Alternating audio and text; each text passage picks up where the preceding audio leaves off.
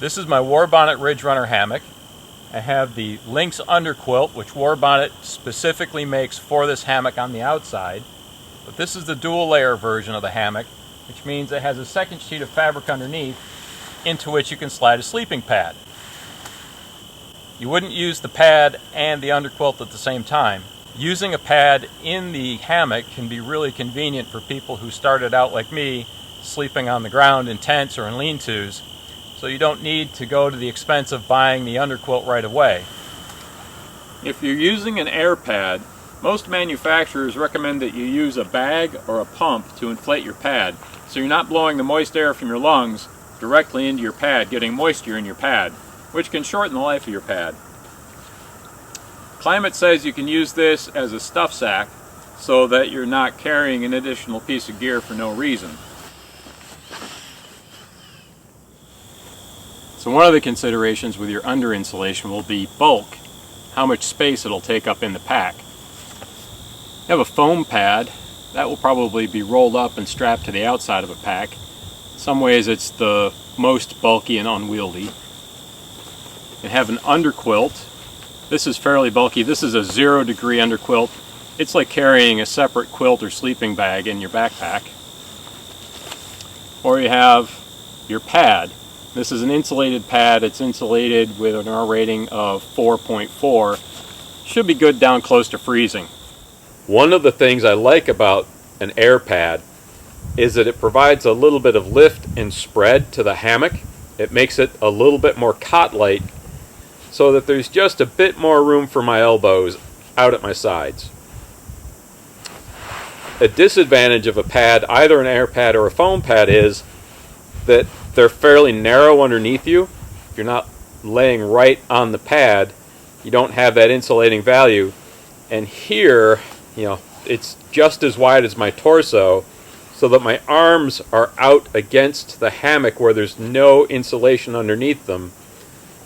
You can get cold spots here.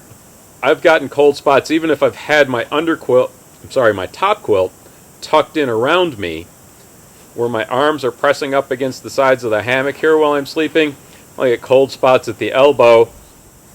If I turn on my side, which is quite comfortable for me anyway in the Ridgerunner, again, you're getting a cold spot here. Your elbow and your arm is laying against some fabric that doesn't have any insulation underneath it, and the pad seems to get compressed and it doesn't insulate as well. I've gotten cold spots under my shoulder, my hips or my butt, and my knees laying on the pad on a cool night. And that's for an air pad. I should clarify that.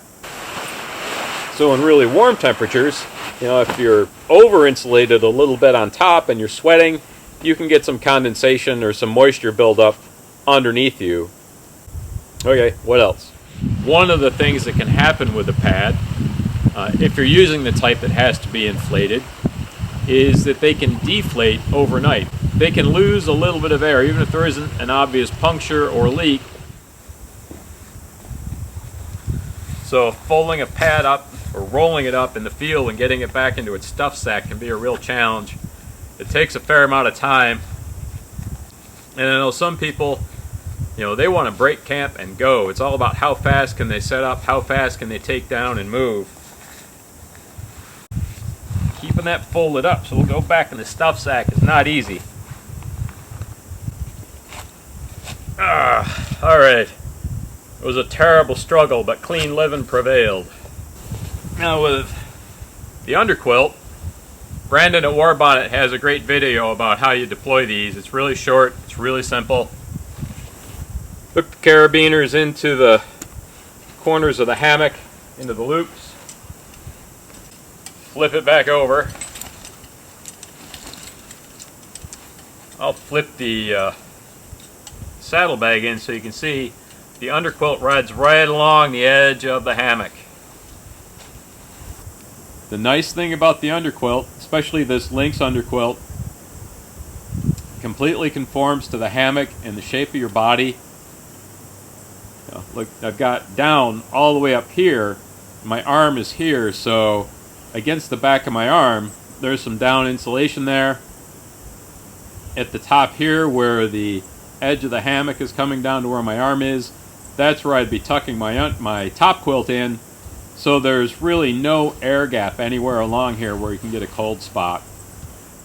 Now, I didn't talk about weight because there are so many variables about weight and the amount of insulation, and did you get a 3/4 length, a full length, 900 down, 800 down? If you go on the company's websites, they'll have charts that show all the weights for their different choices of product. Here we have the insulated climate pad that I was using. That's 694 grams,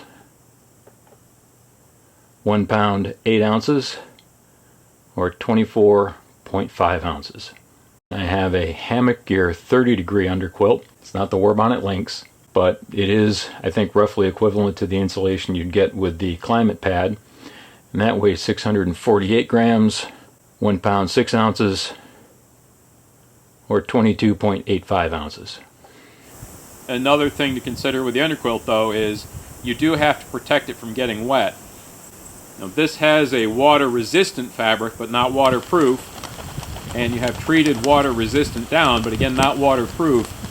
And if it did get wet, it would be very hard to dry it out, even under ideal conditions. It would take quite a while, and it does not have good insulating value or any insulating value once it does get wet. Another thing with an underquilt related to that is if you have really strong winds, even with the good fit of the Lynx against this hammock, a really strong wind can penetrate and rob you of some of your heat. Anyway, an underquilt's a lot faster than an air pad to deploy and put away. You don't have to deflate it, you don't have to roll it up. With the Lynx underquilt, you just unhook it from the corners, shake any pine needles out of it, stuff it in a stuff sack. Done.